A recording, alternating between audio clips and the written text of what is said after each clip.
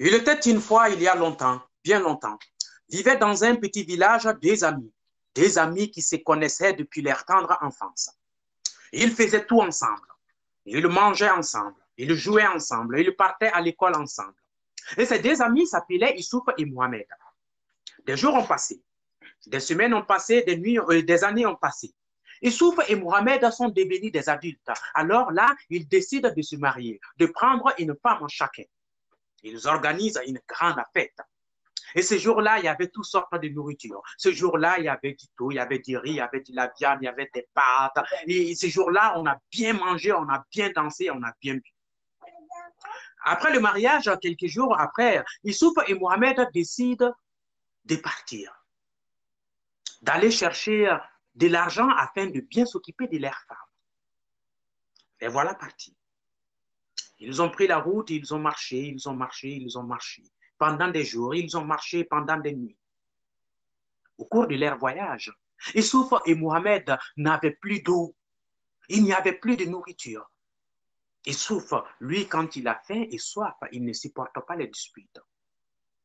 Alors, une toute petite discussion se déclenche entre ces deux amis. Issouf, qui ne supporte pas, donne un coup de poing sur le visage de son ami Mohamed et lui casse la figure. Mohamed, sans rien dire à son ami Issouf, va chercher quelque part à côté de lui une grotte et il passe des heures et des heures à graver sur cette grotte. Aujourd'hui, mon ami m'a causé du tort. Et après, ils continuent leur chemin comme si de rien n'était.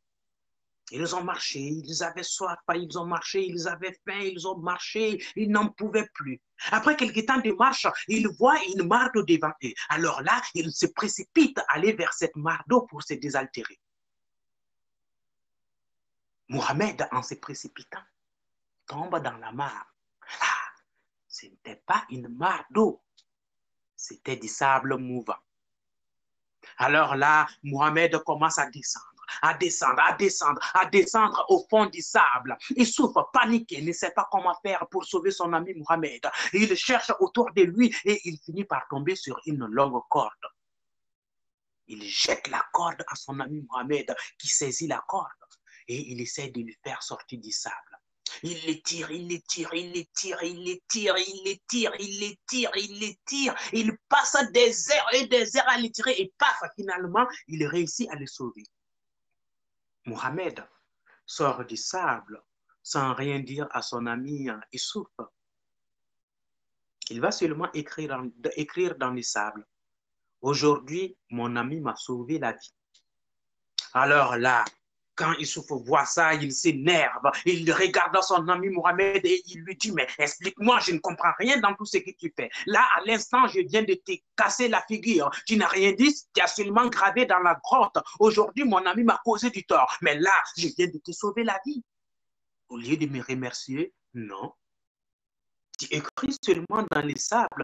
Aujourd'hui, mon ami m'a causé du tort. Explique-moi, car je ne comprends rien. Mohamed regarde son ami Issouf et lui dit, quand un ami te fait du mal, écris-le dans le sable pour que ce souvenir, le vent emporte ce souvenir à jamais de ton cœur et de ton esprit. Quand un ami te fait du bien, grave-le dans une grotte pour que ce souvenir reste à jamais de ton cœur et de ton esprit. Merci.